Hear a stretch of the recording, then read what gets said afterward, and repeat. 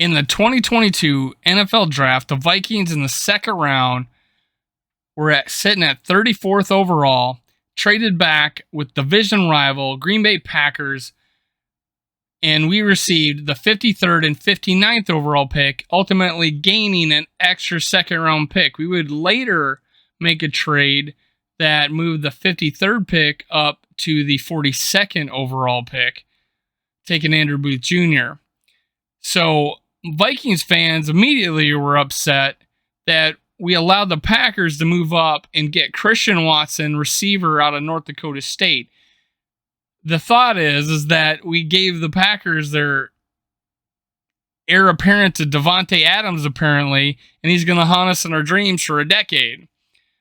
Well, can we also say, did the Packers allow us to gain the extra second-round pick where we took Ed Ingram, offensive guard out of LSU, which will haunt the Packers for an upcoming decade? Let's talk about it.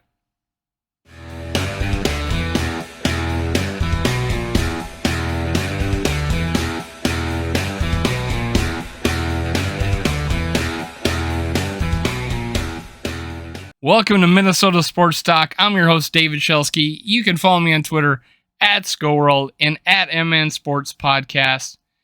Now, make sure below you go click like and subscribe. That helps me out a lot. That keeps my channel growing, keeps me the ability to bring you more Minnesota sports content, keeping it on the interwebs. I'm your last hope, the last man standing to keep Minnesota Vikings and Twins on the internet.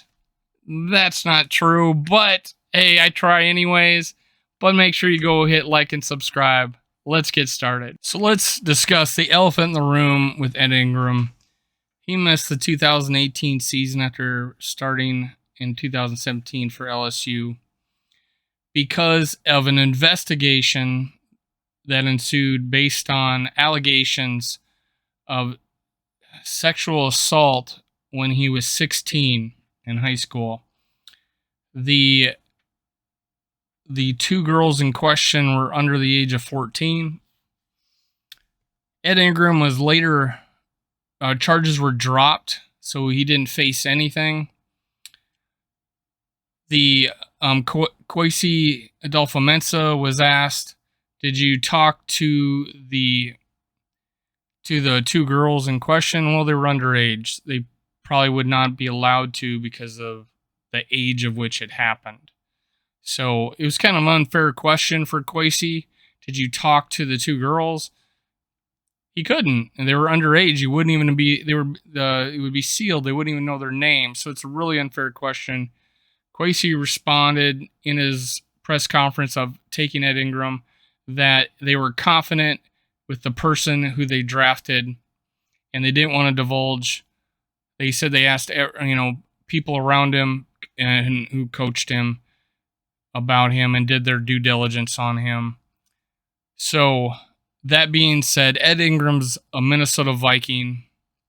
He, like he probably think he would, wants to move on and leave the past behind him.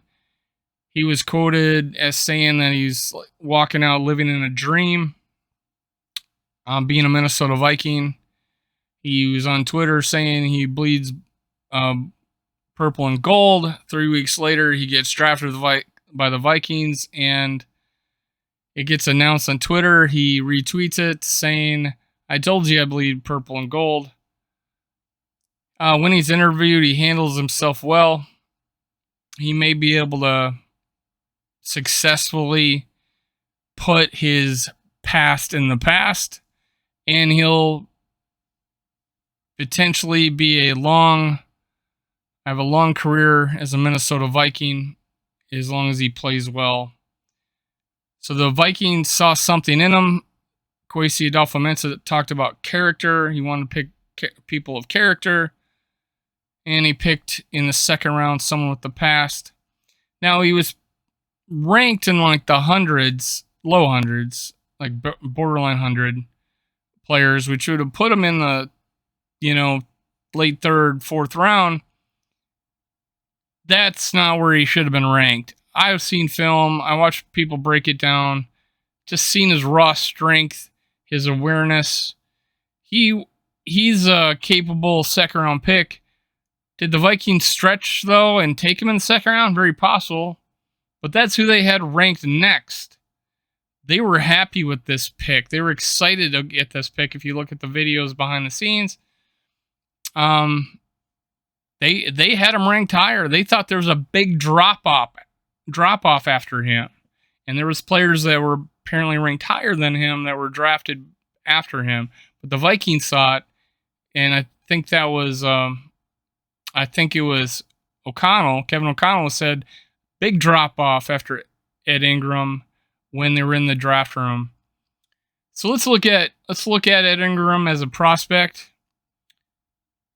College was LSU. Hometown was DeSoto, Texas. He won a state title. That's he's a winner at that level. He's a winner, I believe, as a national champion. I think that was 2017. I can't remember for sure. Maybe it's 2019. So either way, he played with Justin Jefferson, and he was looking forward to it. He believed Justin Jefferson was a great guy, and he was happy for him. His height is 6'3". He's 307 pounds. His arms are 33 5/8, which is fairly good length. His hands are 10 inches, huge hands. He had a 40-yard dash as a 5.02, which is good for an offensive lineman. Vertical jump 20.5, not the greatest. Broad jump is 102. You know, it's all right. Nothing to write home about. He is an offensive lineman, though.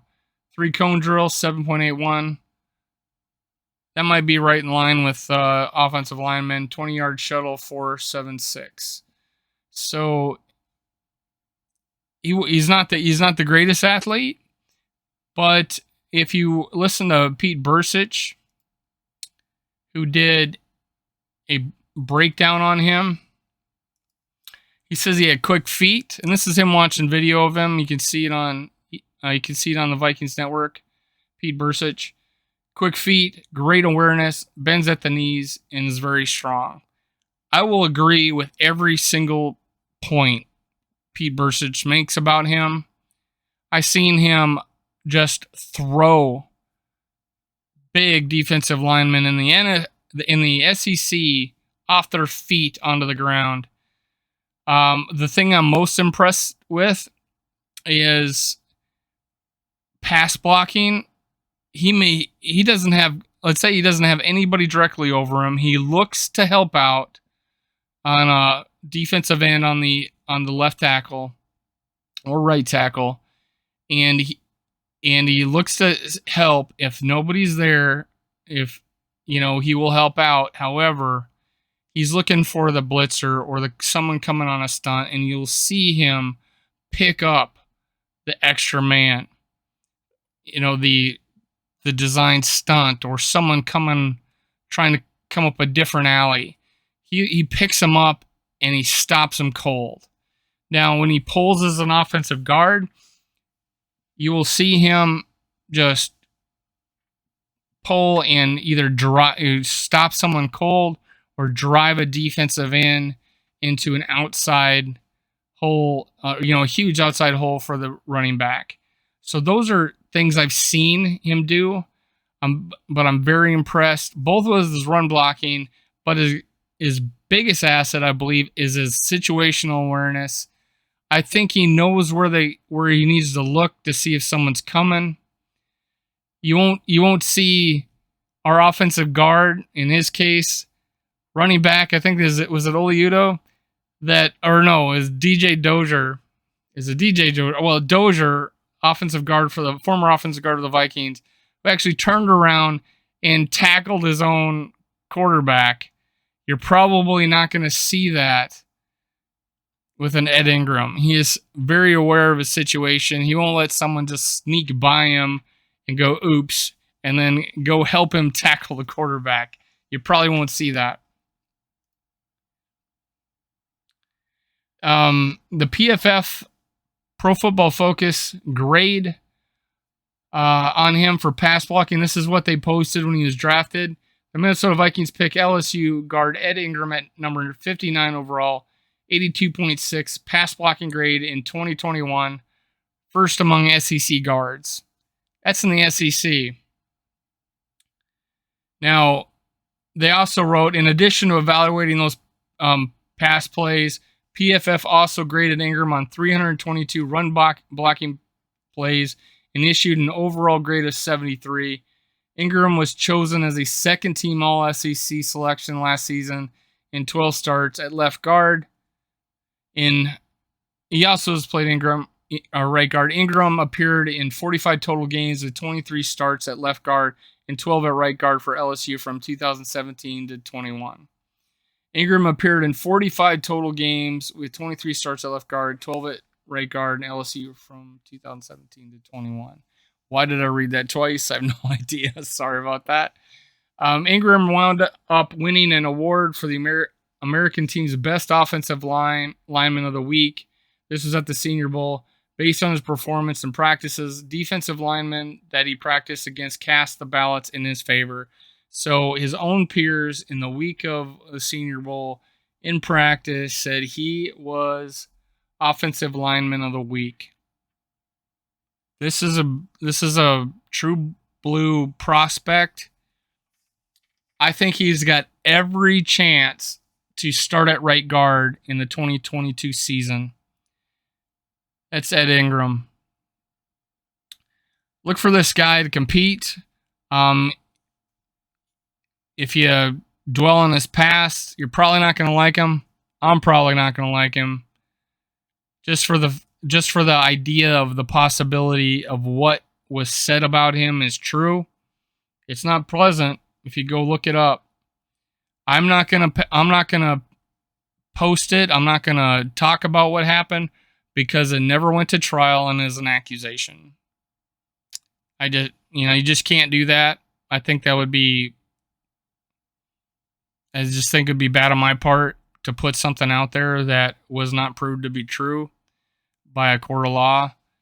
It never got there, but the accusations will stick on him, and it makes me look at him differently. Just the fact that it's potentially what he did. So that being said, he's a Minnesota Viking. He's potentially going to start at right guard. This is Minnesota Sports Talk. I'm your host, David Shelsky. You can follow me on Twitter at SkullWorld and at MN Podcast. MN Sports Podcast. Make sure you go down there, hit like, hit subscribe. Help me keep more Vikings content on the interwebs. Have a great day.